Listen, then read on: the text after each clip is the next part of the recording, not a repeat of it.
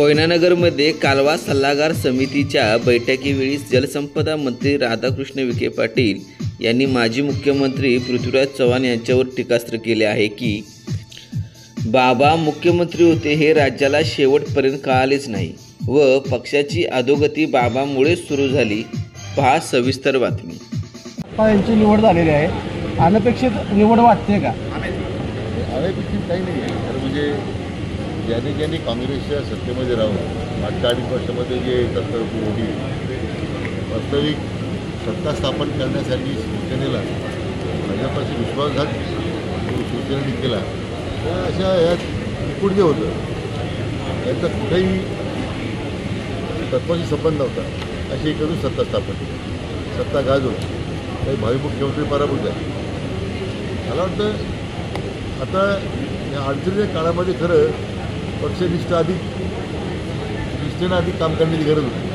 तर ज्यांनी सत्ता भोगली त्यांनी आपल्या हातावर करून दिली, पक्ष वाऱ्यावर सोडून दिले। आता त्यातून मग आता हर्षवर्धन सपकाळची निवड झालेली आहे, एक साधा कार्यकर्ता आहे, मला वाटतं एक टर्म आमदार राहिलेले आहेत।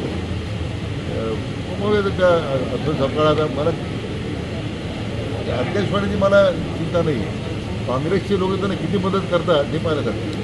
काँग्रेसमधूनच त्यांच्यावर अशी टीका होते। मुख्यमंत्री पृथ्वीराज चव्हाण म्हणतात की ही अनपेक्षित निवड आहे आणि हर्षवर्धन सपकाळ राज्याला माहिती नाही की बाबांनी अशी टीका करणं उचितच नाही। बाबा मुख्यमंत्री हे आहे, राज्याला शेवटपर्यंत कळलंच नाही, हर्षवर्धन सपकाळ करण्याचा प्रश्न आता ज्या पक्षाची अधोगती बाबांपासून सुरू झाली राज्यात, बाबांनी अशा प्रकारचं विधान करणं निश्चितच म्हणजे आश्चर्य नाही।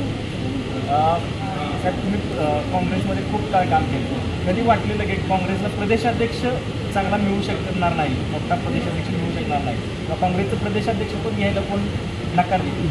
की देश पातळीवरती की काँग्रेस जर वाढत असेल तर राहुल गांधी अध्यक्ष नको, इथून सुरुवात झाली किंवा आता गेलं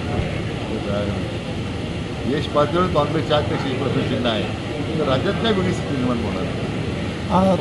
तुमच्या मतदारसंघातले बाळासाहेब थोरात असतील किंवा पृथ्वीराज चव्हाण यांची नावं प्रदेशाध्यक्ष पदावरती होती, मला ही मागं पडण्याची कारणं काय वाटतं तुम्हाला? काँग्रेसच्या राष्ट्राध्यक्षांनी विचारलं पाहिजे, मी काय सांगतो। कोयनेतून पूर्वेला 50-300 पाणी साठा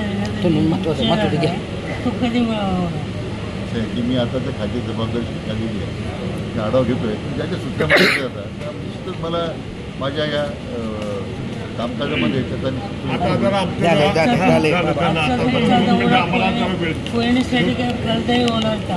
कोयनेचा एक प्रकल्प, कोयनेचा जो टप्पा 2 जो आता पूर्ण आहे, जो हायड्रोच्या संदर्भात आहे, त्याला मी आता सूचना दिलेल्या आहे, तो 1 महिनाभरामध्ये तो आम्ही प्रस्ताव कार्यान्वित होण्याकरता सुधारित मांडण्यात येण्यासंदर्भात आपण निश्चितपणे विचार करू।